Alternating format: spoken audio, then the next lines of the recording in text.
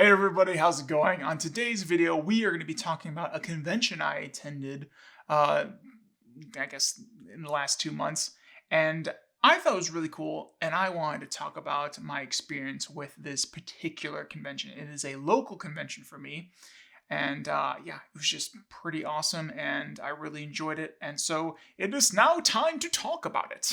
So here we go. The convention that I'm talking about is a Friends Across the Board 2025.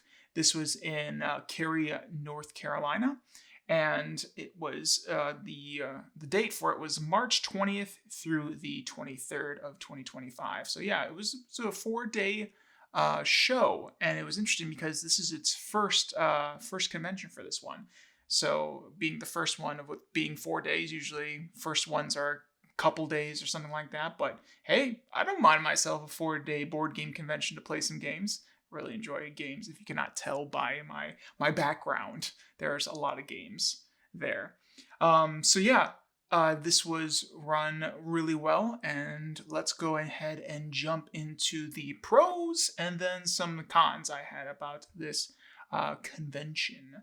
So first is this was a great local con for playing board games. A lot of opportunity to play games. Again, this was a 4 day convention, and you had lots of time to play games. It was one of the smaller ones, but again, this is the first time that this team is putting on this convention. So I thought it was pretty ambitious to do a 4 day convention, anyways, and they got a great space, and it was just pretty cool. And so yeah, it was a great time for playing a lot of games. Next, it was very well run. I feel everyone that was a part of this was a board game player, and they go to a lot of conventions. So you take all that experience and you can pour it out into the convention that you want to bring, especially to your area. And it was ran well, and it had a lot of interesting events, a lot of games that were being taught, and also there was this chicken event where you would find a chicken hunt event, and you'd find these little glass chickens, and they'd be placed all around the convention area, and so you could hunt them. And there was 5 gold chickens, and why you'd be collecting all those chickens, it would just be for giveaways that they were doing, and you could enter in, and it would give you so many giveaways. But if you ever found a golden chicken, you would get like extra chances to win a giveaway. But they were more difficult to find than the ones that you could just look and you could see them pretty easily. That was kind of like a little bit of a bummer. It was great to find. It was like cool. I love scavenger or looking for something and finding these things. But there was a point of the convention that it just kind of like got a little too easy, especially when it got started, and it was kind of a bit of a bummer that like I wish they were just a little bit harder to find. Not like terribly, but you knew where to go, and you could get 15 pretty quick, which was the cap to get the normal chickens to hunt for. But yeah, and then there were other events where people were teaching games, and it was like the staff and anyone that was volunteering to go ahead and teach games. And there was like gigantic versions of games that were being taught, and it was pretty cool. And yeah, so it was just a great time and great events. Next, we're going to go ahead and so again, this is their first convention that this team put together. It is a 4 day convention, and they already had someone come in as like a special guest, and it was one of the co-designers of Dead of Winter. Jonathan Gilmore showed up, and he was showing off one of his games, and also participated in a Q&A about making your game, designing your game, and getting it from concept to off the prints and in stores.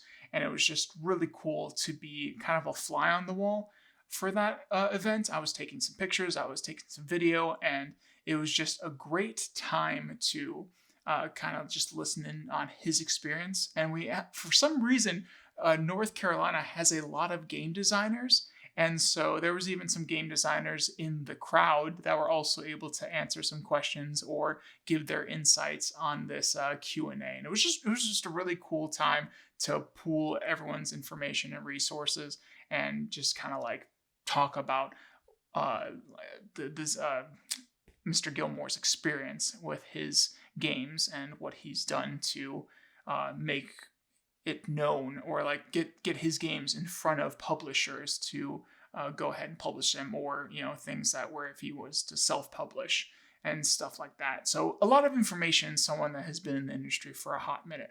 So yeah, that was pretty cool. Again, first convention, they already had somebody coming in as a special guest, and they already did it for 4 days. So I was like, okay, all right, this is okay. I'm liking this local con so far. Next is I was just saying this before, it was just being a local 4-day show. I didn't have to drive terribly far. It was kind of a nice little drive to kind of like, get myself excited. And then when I was leaving the convention, to kind of like woe down, because again, you're playing games all night long and it's just a lot of fun. But yeah, it's also very tiring. If anyone has ever been to a board game convention, it can be very tiring because you're constantly going, playing games. You get something to eat, you get something to drink, and then you just get right back at it. And it can be, you're not moving a lot, but for me, it's like you're dealing with a lot of people. And sometimes I get very exhausted with that. I'm introverted, and being around a lot of people for an extended period of time is like, okay, I can only do so much in a day, and then I gotta go. But yeah, this was a great 4-day con. Let's go into some of the cons that I guess I had about the convention. Was, I guess, not enough events. There were events, and again, this is the first time. This is, they're a rather smaller convention, but the events that were available, they weren't really interesting to me and other gamers, I guess, because there were some bigger games, and they were just, I don't know, they just weren't that terribly interesting. It was a lot of like learn to plays and a lot of like, hey, come play this game with me. There weren't tournaments. There weren't, and again, this is just, I'm not trying to ding it so hard or be so nitpicky on this. It's just there weren't a variety of events. It seemed like there was kind of one type of event, except there was an event called Green Team Wins. This is where everyone got outside. Everyone was coming together and playing this game together. And it's like one of those games that you could have a lot of people. And that was a lot of fun. Everyone got up, got outside, got some fresh air, and was able to have this fun event where someone ended up winning a trophy. And that was a pretty cool event and a pretty cool time. And I was, just jumping around taking photos. And I actually got the picture of the winner and the event organizer. And it was pretty cool. Pretty awesome. But yeah, next, there wasn't, one thing that was weird is and this isn't really on the people that put up this event, it was just more of the hotel that was hosting the event, is that they didn't allow us to eat while we were playing games. And it was like, you don't really want to be eating a lot next to a game because you don't want to damage any of the pieces or, get anything, any disgusting things or gross things on your game. But it was just kind of odd that like you had to go out of the convention area to get something to eat and not just get like something of a quick snack, because I always usually bring snacks to conventions, so I don't have to always get a big meal or something like that. And sometimes I don't even want a big meal. But yeah, this convention hall did not have that, and it was kind of a bummer. And it was just like, okay, I can't eat, and I have to go. You have to go for food. Food wasn't really on site too much. To get like a meal, but it wasn't terribly far. You needed a nice walk to go to places, which was fine. But yeah, it was just really odd that you couldn't. This is like, I guess, yeah, it probably was my first convention that I couldn't eat in the gameplay area, which is weird. But yeah, further going on is one of the last things that I guess I had a little bit of an issue with. Not that's so strong of a word, issue. But one of the things that I didn't really like is there was a lot of information on Discord. And, there's a lot of social media, applications out there right now. And I don't really essentially want to be a part of every single one of them. And Discord is not one of them. Discord, isn't something that I just, don't really care for, and it was all the information was kind of on there. And if you wanted to know more about some things, it was on there. It was like, well, it would be nice if it wasn't all on there, and there were other locations that were more, I guess, friendlier to partake, or you didn't have to go ahead and sign up for Discord or sign up for any social media account to get information on the convention. So, but yeah, there was a website, but again, it was limiting, and until you got to the Discord page, you'd get more information. But if you don't do Discord, then you're kind of out of luck in that point. So that was just one of the other things that I guess you could say is a con that I had for something that I didn't really enjoy while I was there. But all in all, this was a great event, and I really appreciate all the people that put in the hard work to get this together, and all the volunteers that came together to make sure everyone was having a great time.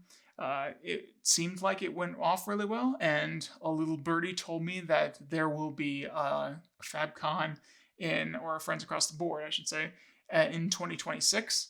And also, it'll be at a new location that allows you to eat in the gaming hall. And probably doesn't have, I think I heard, right, that they don't have too many eateries kind of around or locations to eat, but that they will have food trucks come.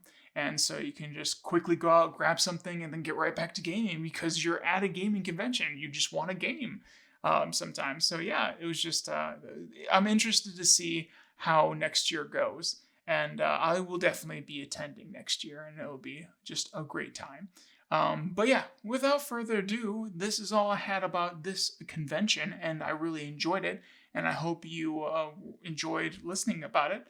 But yeah, if you are ever in the area and ever wanted to travel to North Carolina to get into some conventions, preferably board game conventions, then Friends Across the Board is definitely one that I would highly recommend. It's a great time, and you meet a lot of great people and play a lot of games. I played a lot of games, and it was awesome. But yeah, well, without further ado, I'm going to go ahead and let you get on with your day. All right? Toodles!